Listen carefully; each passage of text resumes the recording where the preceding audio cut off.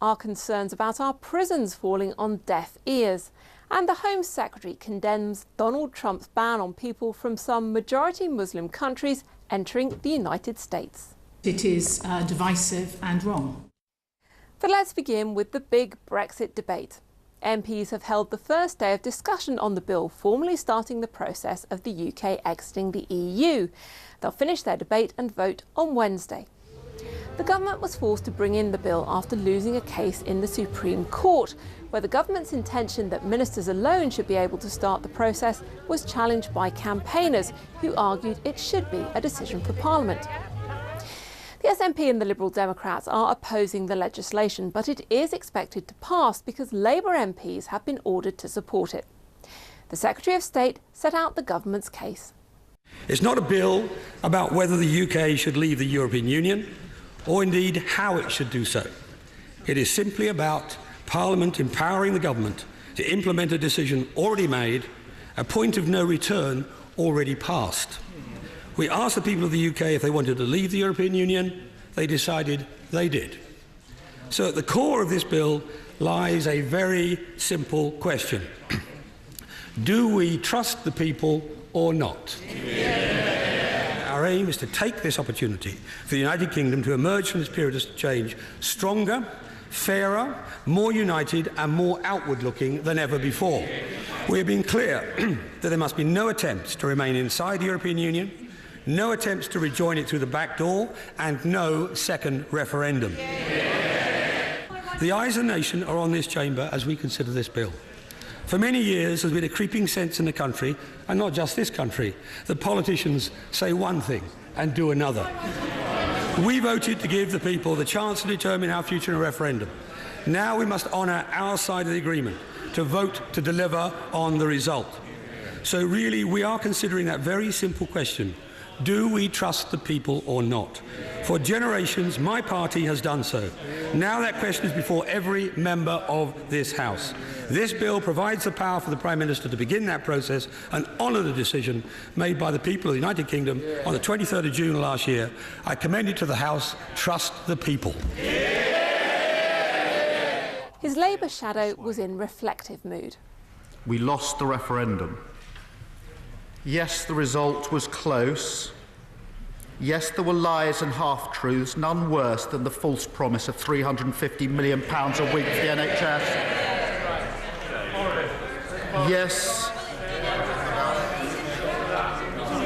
Yes, technically the referendum is not legally binding, but the result was not technical. It was deeply political.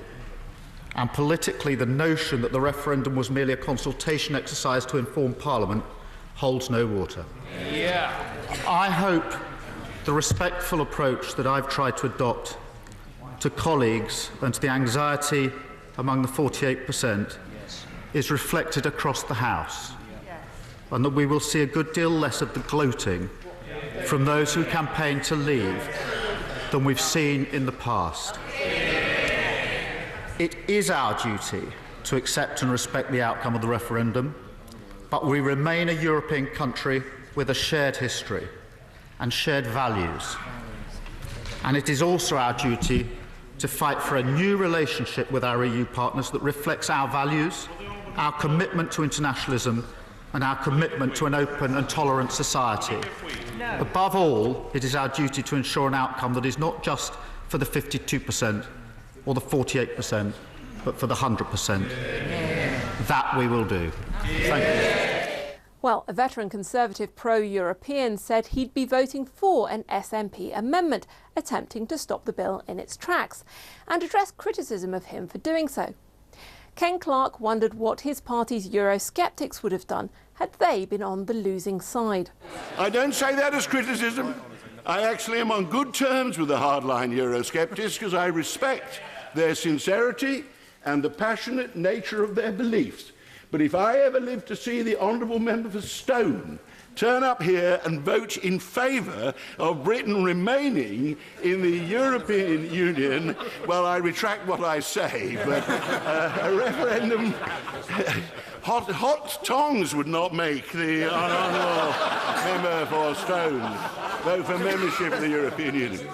he turned to trade. Apparently, you follow the rabbit down the hole and you emerge in a wonderland where suddenly countries throughout the world are queuing up to give us trading advantages and access to their markets that previously we've never been able to achieve as part of the European Union.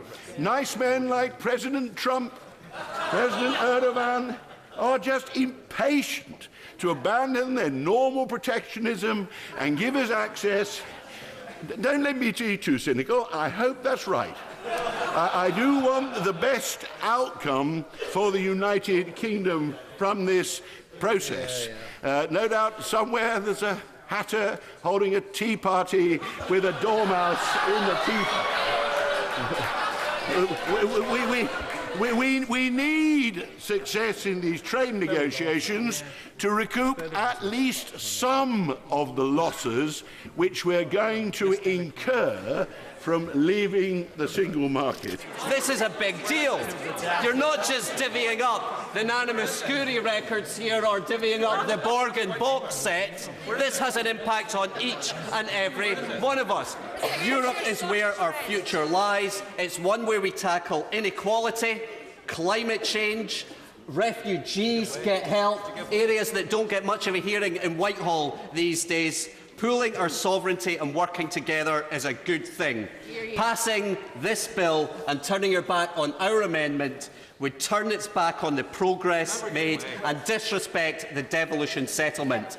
Mr. Speaker, I would urge members to vote for our amendment. Otherwise, this is a backward and damaging step, and it is an act of constitutional and economic sabotage. The British people gave the government the mandate to pull the United Kingdom out of the European Union.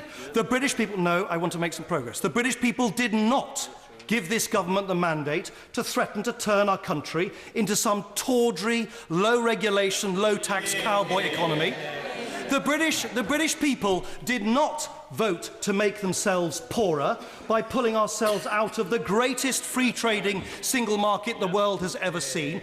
Incidentally, that is one of the many reasons why the Liberal Democrats believe the British people should be given the say at the end of the process, much as they were given at the beginning. And the British people most certainly did not give the mandate to the government to indulge in this ludicrous, sycophantic farce we've seen in recent days, in which this government, having burnt every bridge left with our friends in Europe, rushes across the Atlantic to sidle next to a US president who they don't seem to be aware, whose nativism, whose isolationism, whose protectionism is diametrically opposed to the long-term strategic interests of the United Kingdom. There are a number of excuses that have been made. And we heard it from the former leader of the Liberal Democrats, that people didn't know what they were voting for. Well, first of all, there is no excuse for people in this House to not know what they're voting for now, because the Prime Minister has made it very clear in 6,000 words what we're voting for. And during the referendum campaign, the people of the United Kingdom knew what they were voting for. In fact, those who wanted to vote to remain tried to scare the devil out of them when it came to the vote. They told them all kinds of horrors were going to beset them, that within a couple of days they were going to be eating bread and having to drink water and lose their jobs. And still they voted to leave. The DUP's Sammy Wilson, and we'll have more from that debate a little later in the programme. Now to other news, and the Home Secretary Amber Rudd has said that the US travel ban creates a potential propaganda opportunity for so-called Islamic State. Appearing before the Home Affairs Committee, she also said officials were working to take down extremist online postings. Donald Trump has signed an executive order suspending refugee resettlement and blocking individuals from 7 majority Muslim nations from entering the United States. Do you disagree with the Trump ban?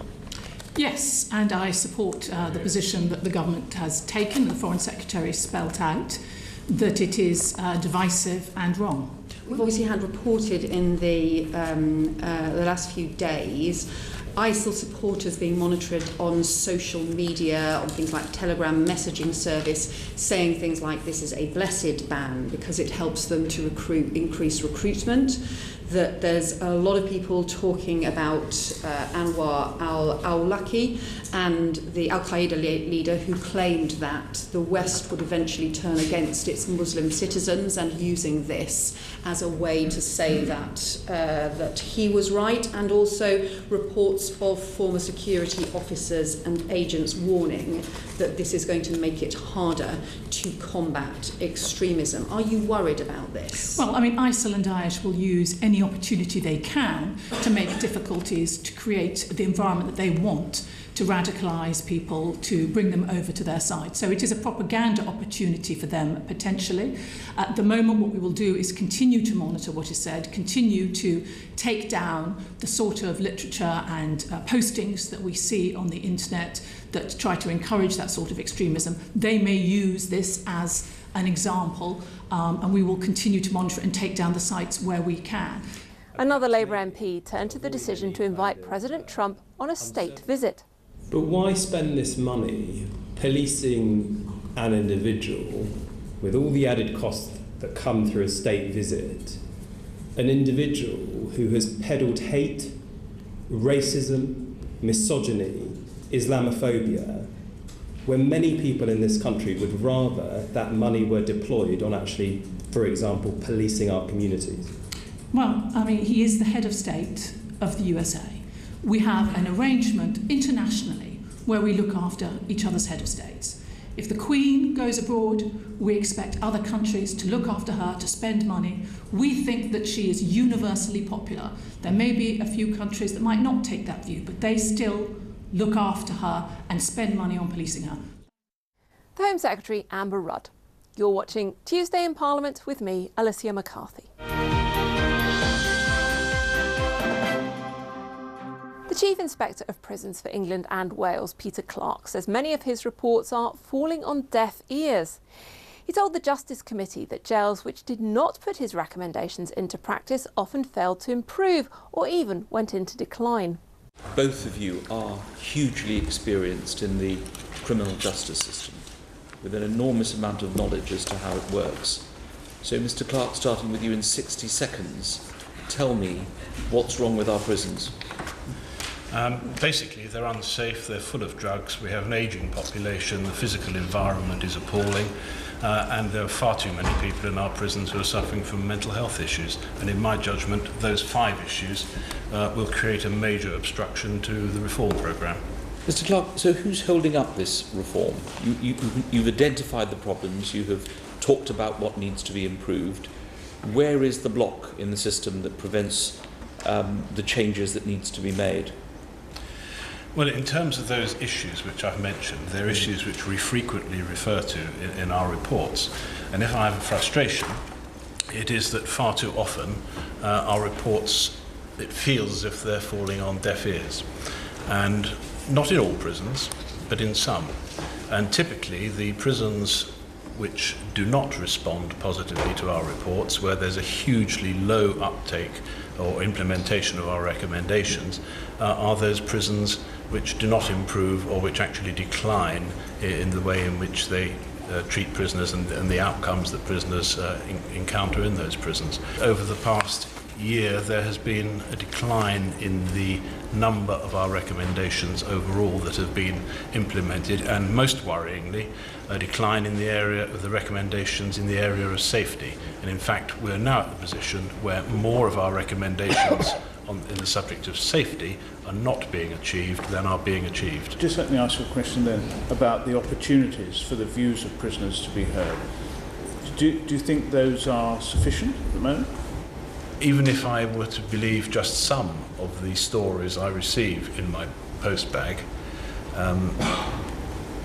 then in some places there are clearly blockages. And I've seen this on several inspections where I quite often don't get mobbed on a wing, but I get approached by significant numbers of prisoners. And very often their complaint is about the mundane, day-to-day issues, getting equipment, getting supplies, getting some bed sheets, getting some clothing, getting their canteen and so on and so forth. It's low-level stuff which has an enormous impact on how a prisoner feels about their day-to-day existence. The government has denied reports that it's planning to nationalise the franchise, which includes Southern Railway, after months of strikes and disruption. The Transport Minister told peers there were no plans to strip Govia Thameslink Railway, also known as GTR, of its franchise. His comments followed reports that ministers were considering taking direct control, with officials preparing a number of options. My Lords, there are no plans to strip Govia Thameslink Railway of their franchise. The speculation in the media is just that, speculation. DfT, of course, continue to monitor the operational and contractual performance of all franchisees. Could the government say what benefits current Southern Rail passengers have gained from a private operator running their railway service under the present franchise agreement, in view of the extent of the widely recognised poor performance from that train operator over the last 2 years, not related to industrial action? We are acutely aware of the challenges which all people who are using that particular franchise are currently facing, but my noble lords tried to distinguish between the industrial dispute, which has, as I've always said from this dispatch box, compounded the challenges that Network Rail is facing, and the government has given a commitment, an extra £300 million in investment on the Brighton main line. And in terms of the industrial dispute itself, again, let's contextualise this, as I've done before. RMT are out on dispute on a new contract.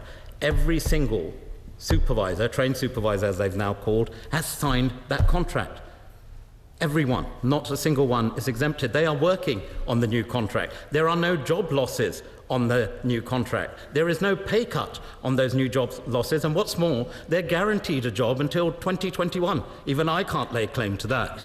And staying with trains, an 11th hour bid to derail the high-speed rail project has failed in the House of Lords.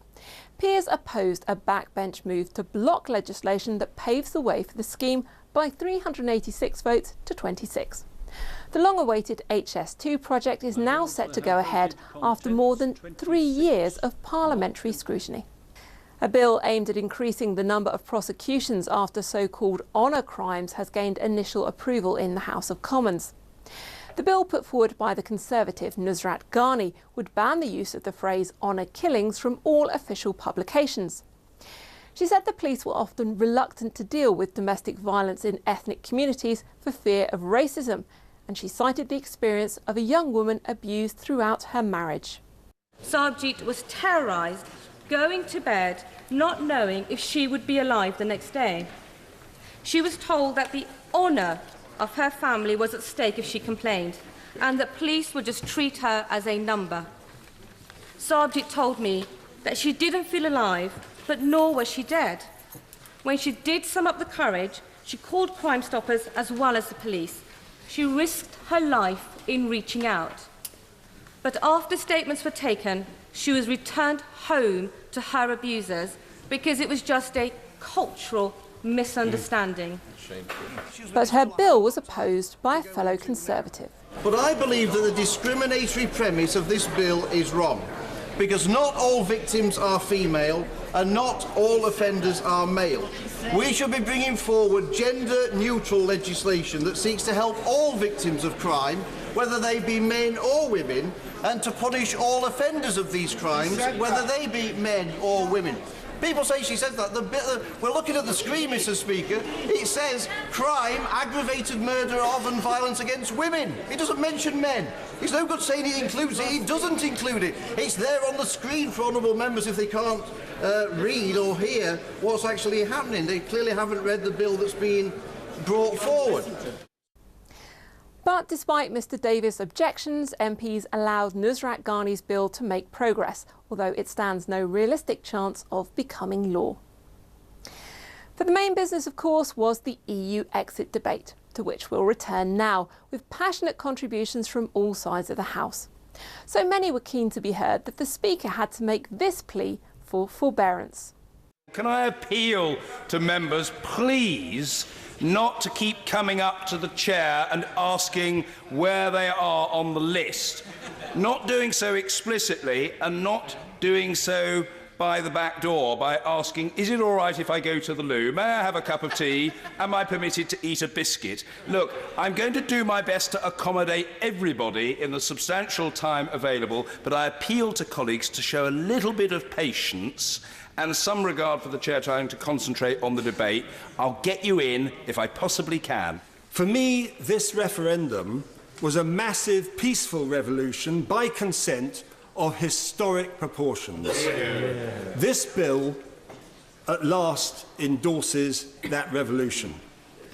From the 17th century, right the way through our history, through the Corn Laws, through the Parliamentary Reform Act, which gave the vote to the working class, the suffragettes, who got the vote in 1928, and then again in the period of appeasement, these have all been great benchmarks of British history, and they have all ultimately been determined by the decisions that have been taken in this House, and if I may be permitted to say so, by backbenchers. The referendum decided only one thing, the fact that we are leaving the institutions of the European Union. It did not determine the terms on which we leave. It did not decide the new relationship we will have with the other 27 member states.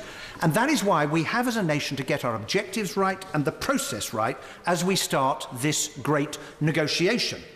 And I have to say the government's handling of this thus far has not shown sufficient respect for Parliament, notwithstanding the number of times the Secretary of State has come to the dispatch box, because for several months ministers appeared to believe that saying, well, we're not going to give you a running commentary, and if you ask for greater clarity, in the words of the number 10 spokesperson, you are not backing the UK team, was the right way to approach it. It wasn't.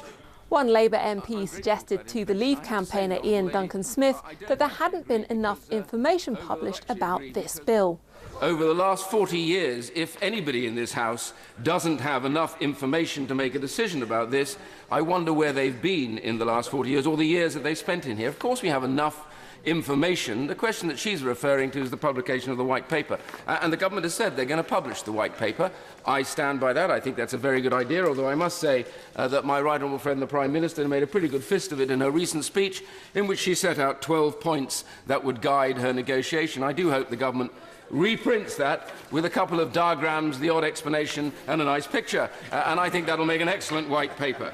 I'm sure that the Secretary of State, who, like me, has had a degree of experience in complex international negotiations, is as conscious as I am that one of the first prerequisites is to listen to the words. It was not the President of the United States who said that Britain would be at the front of the queue. It was British politicians. What the President said was, "You're doing great." I don't take as much comfort. The other area that I just want to raise is the question of, again, this idea that somehow if you voted to leave, you were, if not an outright racist, an indirect racist. And that has been so ridiculous and so appalling that people, the 17 million people who voted to leave, have been treated in that way. And we know that what people voted for was not against immigrants, but against the idea that 27 other countries, 26 excluding the Republic of Ireland, could come into our country without any reason other than that they could come, whereas outside the European Union, and we betrayed the Commonwealth so badly back in 1973. You can't go back on your word because you don't agree with the result. But I want to say this. I believe history will not be kind to this Parliament, nor indeed the government I was so proud to serve in. How on earth did we ever come to put an alternative to the people, which we then said would make them worse off, less safe, and would weaken our nation? I greatly fear, and echoing the wise words of some of the speech from my honourable new friend, the member for Sheffield Hallam, that I greatly fear generations who either didn't vote or are yet to come will not thank us for our great folly. And that's it from me for now. But do join me on Wednesday night at 11 for the conclusion of that debate and the vote on the bill to begin our exit from the EU. But for now, from me, Alicia McCarthy, goodbye.